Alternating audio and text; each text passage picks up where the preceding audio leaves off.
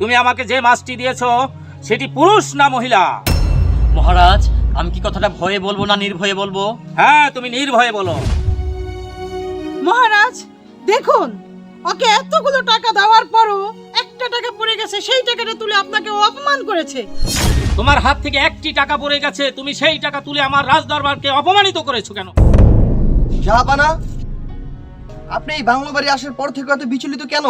উজির সাহেব, আমি অত্র অঞ্চলের প্রজাদের নিয়ে খুবই চিন্তিত। জাহাপানা, আপনি বাংলো বাড়িতে ঘুরতে এসেছেন শুনে আমি আমার পুকুরের মাছ মেরেছি।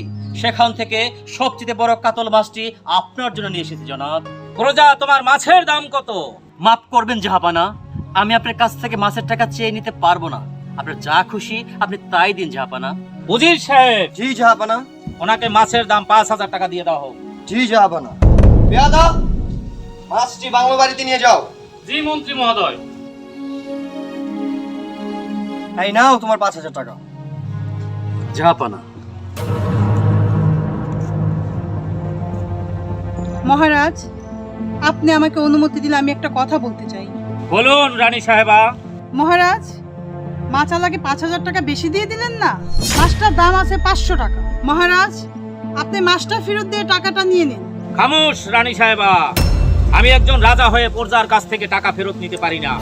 আর আমি যদি মাছের টাকা ফেরত নেই, রাজ্য জুড়ে আমার দুর্নাম রটে যাবে। মহারাজ, আমার কাছে একটা বুদ্ধি আছে। এই বুদ্ধি রানী সাহেবা? মাছালাকে ডেকে জিজ্ঞেস করবেন মাছটা মহিলা না পুরুষ। যদি বলে মহিলা তাহলে বলবেন আমি পুরুষ মাছ চাই, যদি বলে পুরুষ তাহলে বলবেন মহিলা মাছ চাই। তাহলে ওর থেকে টাকাটা ফেরত নেওয়া যাবে। ঠিক আছে রানী সাহেবা। উজির সাহেব, জি মহারাজ। মাছালাকে আবার ডাকা হোক। পেয়াদা, মাছালাকে ডাকাও। দাঁড়াও, মহারাজ তোমাকে ডাকছে, আসো। মহারাজ আমাকে ডেকেছেন? প্রজা, তুমি সত্যি করে বলবে তুমি আমাকে যে মাছটি দিয়েছো সেটি পুরুষ না মহিলা? মহারাজ, আমি কি কথাটা ভয়ে বলবো না নির্ভয়ে বলবো? হ্যাঁ, তুমি নির্ভয়ে বলো। মহারাজ, আমি আপনাকে যে মাছটি দিয়েছি সেই মাছটি পুরুষও না মহিলাও না, সেই মাছটি হলো হিজড়া।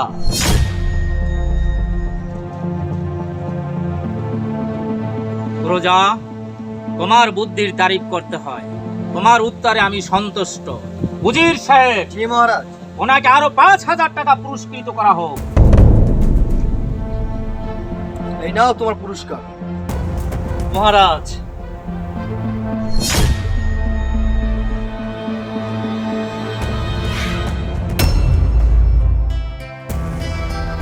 মহারাজ দেখুন, ওকে এতগুলো টাকা দেওয়ার পরও একটা টাকা পড়ে গেছে, সেই টাকাটা তুলে আপনাকে ও অপমান করেছে।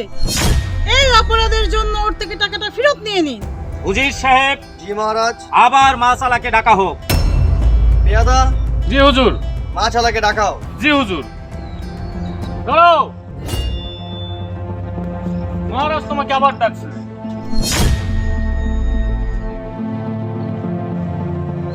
জাহাপানা, আমি আবার কি কোনো ভুল করেছি? প্রজা, তোমার মাছের দামে আমি 5,000 টাকা দিয়েছি, 5,000 টাকা পুরস্কৃত করেছি।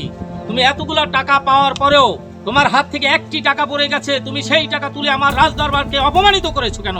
বেদবি মাফ করেন মহারাজ, এই টাকাতে রাজদরবারের স্পর্শ ছিল। এই টাকা যদি মাটিতে পড়ে থাকতো তাহলে প্রজারা প্রদধলিত করত। আপনার সম্মানের জন্য টাকাটা উঠিয়েছি মহারাজ। আপনিই বলুন, আমি কি কোনো অন্যায় করেছি? প্রজা, আমি তোমার ব্যবহারে আবারও সন্তুষ্ট। উজির সাহেব, জি মহারাজ। ওনাকে আবার 10,000 টাকা পুরস্কৃত করা হোক। এই নাও তোমার পুরস্কার। মহারাজের জয় হোক, মহারাজের জয় হোক। দেখো, রানীর কথায় রাজ্য চলে না, প্রজা আছে বলেই আমি রাজা। উজির সাহেব,